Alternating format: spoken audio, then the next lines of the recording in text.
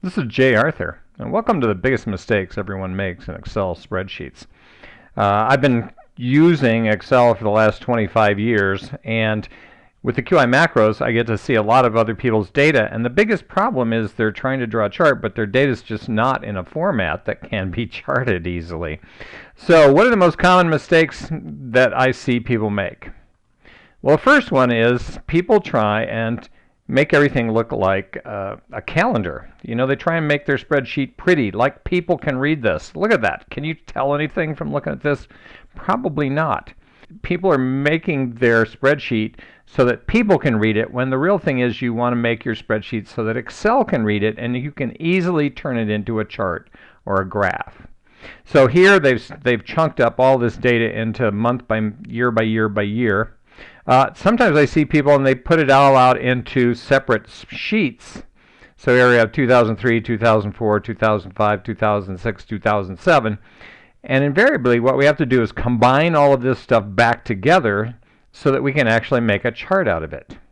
And here you can see we have some data. And you'll also notice that right up here, if you look real close, we go from column A to column AN. That means there's a whole bunch of missing data in here. Right? So that means that, there's something hiding in here. So if we try and grab that, then Excel always goes a little crazy. So we have to grab it the other way. And we say unhide. All of a sudden we find all the data for 2003, 4, 5, and so on. So what do you want to do to be able to get your data in the right format? Well, you just start on one end, select the other end, and right-click, choose copy. And then all you have to do is say, click on monthly data here and say insert. We want to put in a new worksheet. And then we're going to right click in this cell and choose paste special and transpose. And that will take all your data that was in horizontal format and put it into a vertical format. And this will make it a lot easier for us to summarize. And we'll actually need to name the column here, which is year, month, or something like that.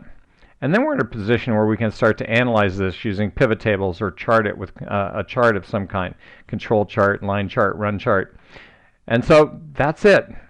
That's the first 3 or 4 really big things that I see that are wrong when people are trying to do these particular kinds of processes.